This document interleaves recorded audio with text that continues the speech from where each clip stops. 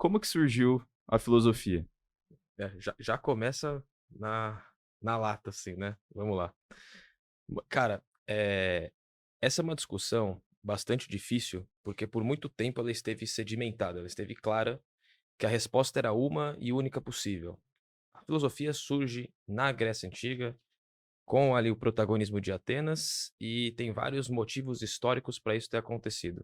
Atenas era uma cidade portuária, uma cidade cosmopolita, né, que interagia com gente de tudo que é lugar, via o Mediterrâneo e o...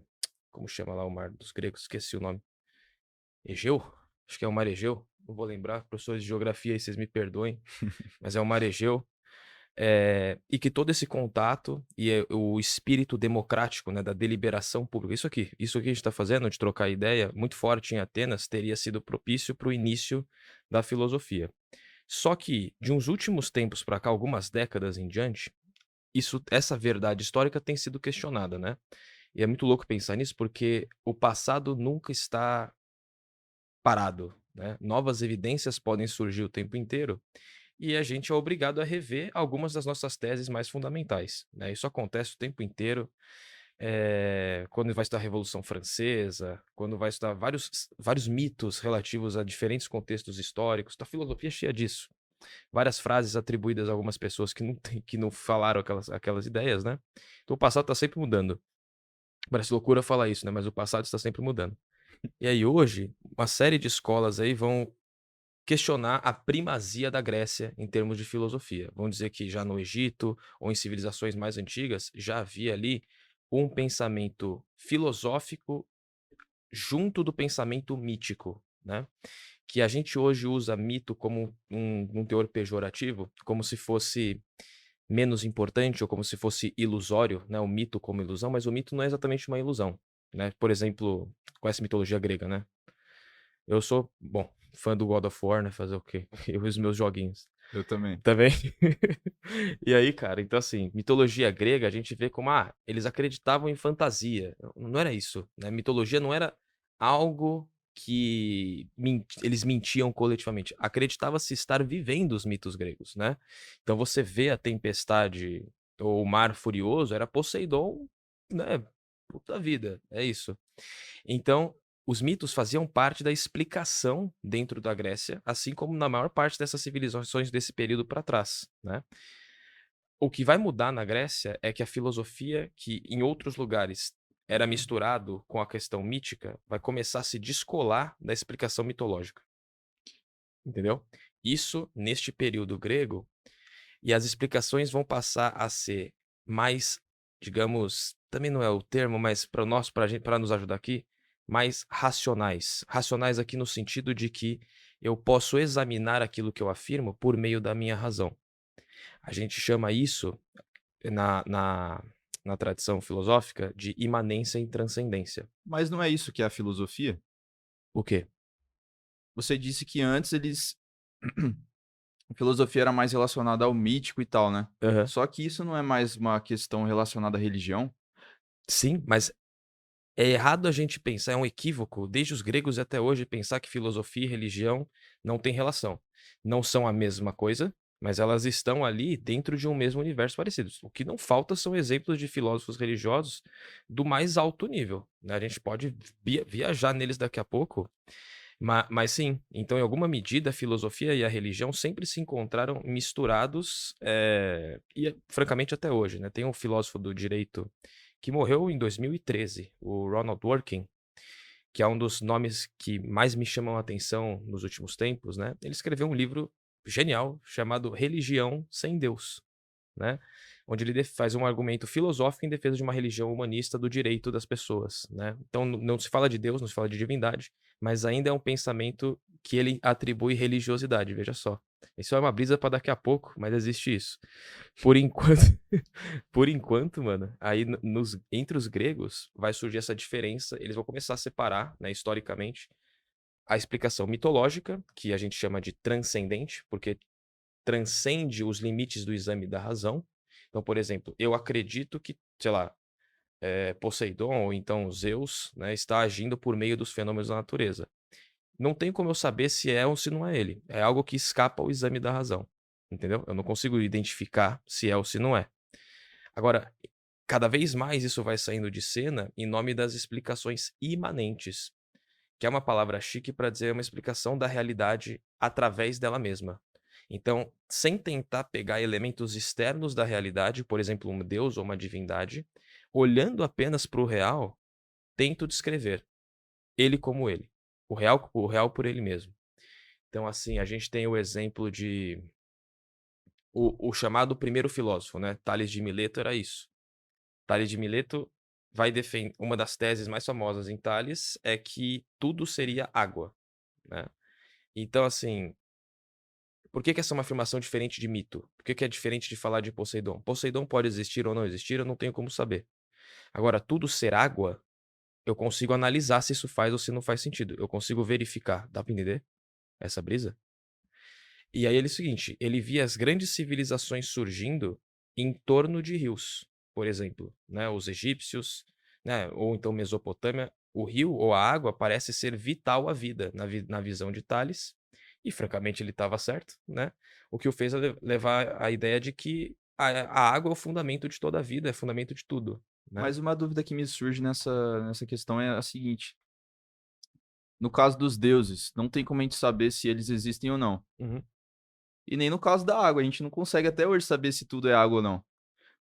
Entendi o que você está falando, mas a gente consegue não conseguimos ver se tudo é água, mas a gente consegue testar as implicações dessa afirmação. Do tipo, Sim, ok, se tudo for água, então como é que a água torna sólido? Isso aqui, vamos dizer que isso aqui fosse água. Por que que tá dessa maneira, né? E aí, só para voltar no Tales, é isso. Para Tales de Mileto, mano, ele é revolucionário no pensamento, não é porque ele falou que tudo é água. Não que isso seja pouca coisa, mas a grande revolução em Tales me parece ser a distinção entre ser e parecer. O que ele tá falando é, mesmo que as coisas não pareçam ter água, elas são. E isso é fundamental, isso é absolutamente revolucionário. Porque, ó, olha pra nós não somos água. Mas se a gente analisar a nossa composição físico-química, a gente é 70% H2O, cara. total. Isso 2.500 anos depois, é bizarro, É bizarro. entendeu? E tá por trás do que a ciência faz. Quando a gente fala de senso comum, tá ligado? Senso comum é aquilo que a gente acha ou aquilo que parece ser. E várias vezes, para não dizer quase todas as vezes, a ciência terá de caminhar contra o senso comum. E nem sempre o que as coisas parecem ser são o que elas efetivamente são. Essa distinção começa em Tales, entendeu? A ciência, nesse sentido, é grande devedora, ou a ciência moderna é grande devedora dessa contribuição de Tales lá no início do período filosófico grego, né? Tudo isso só foi possível a partir do momento que a gente começa a se desligar, não no sentido ruim, não que não seja útil, nem nada disso, mas focar os nossos esforços intelectuais em teses que eu e você podemos examinar, que eu e você podemos analisar. E a filosofia vai surgir assim, né? Ou então, se você quiser, a filosofia nos moldes ocidentais, né? Que fatalmente chega até nós. E tudo bem, o Brasil não é, para muitos países do Ocidente, o Brasil não é exatamente Ocidente, mas essa é a cultura que a gente traz para aqui, né? Por exemplo, se você me pergunta sobre filosofia não ocidental, essa é uma deficiência da minha formação. Eu não conheço. Eu conheço pouco, quase nada. Sei que há Confúcio, né? Sei de alguns pensadores relativos a outro universo que não seja o ocidental, mas eu não conheço, né?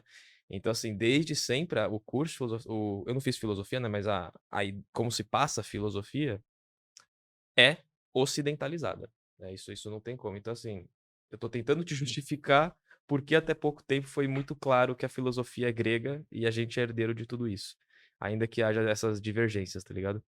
Isso é muito interessante, né, cara? Eu E acho. aí, com Tales de Mileto, ele foi um dos filósofos pré-socráticos, né? Uhum. Que eles tentavam buscar o arché, Exato, arqué, né? é a essência da realidade, né? E aí tiveram vários filósofos, né, pré-socráticos. Sim, sim. E o nome ó, novamente, mais um nome que ajuda e não ajuda. Porque tem pré-socrático, o que a gente chama pré-socrático, tem dois problemas na minha opinião. Porque parece que tudo que eles fizeram foi vir antes de Sócrates, né, como se eles não fossem relevantes, o que é um erro brutal, né. Tem dois pré-socráticos que são, arriscaria dizer, os 2 mais importantes, Parmênides e Heráclito, que não tem como dizer que eles só vieram antes de Sócrates, eles têm uma contribuição, assim, gigantesca, Quando você pega o Marx no século XIX, ele está falando de Heráclito. Antes dele, no mesmo século, o Hegel, ele está falando de Heráclito. Hegel e Kant, em algum sentido, ecoam o debate entre Parmênides e Heráclito 2 milênios antes. É loucura, né? Então, assim, o meu primeiro problema com esse nome, pré-socráticos, parece que eles. A única coisa que eles fizeram foi ser anteriores a Sócrates, né? Parece um termo pejorativo. Do tipo, né, esses aí é os que vieram antes de Mas Sócrates, é um né? termo aceito pela academia? A gente usa no sentido didático, porque quando eu falo pré-socrático, todo mundo sabe de que período se fala, Sim. né? E o mesmo acontece em outras áreas do conhecimento, tipo na história. Você deve lembrar que a gente estudou absolutismo na escola. Lembra absolutismo? O conceito acadêmico técnico de absolutismo já não vale. Ninguém defende a ideia de que o rei tinha o poder nas mãos. Tipo, só ele tinha o poder. O poder sempre teve uma dimensão compartilhada. Mas a gente ainda usa o termo para facilitar a comunicação, porque quando eu falo absolutismo, todo mundo entende de que período que a gente Já está sabe, falando, tá né? ligado? Então tem isso. Então, assim, nesse sentido, pré-socráticos é um termo que vai continuar existindo e, em termos didáticos, tem que continuar existindo. Porém, a gente não pode fechar os olhos para distorções do conceito, né? Esses caras não são menos importantes do que Sócrates. E eu não tô querendo falar mal de Sócrates. Carrego ele comigo, né? É, Só que eles têm seu valor e não é pouca coisa. E o meu outro problema, e esse talvez até mais absurdo, é que você tem muitos chamados pré-socráticos que são contemporâneos de Sócrates. Então, que estão numa mesma época, né? Muito louco isso. Então, não vieram exatamente antes. Alguns estão no mesmo período de Sócrates. Então, assim, é um nome que historicamente é Microfone, por frágil. favor. Oh, perdão. É um nome que historicamente é frágil, né? E ainda tem essa distorção de fazer parecer que eles só vieram e prepararam o terreno para o grande filósofo vir.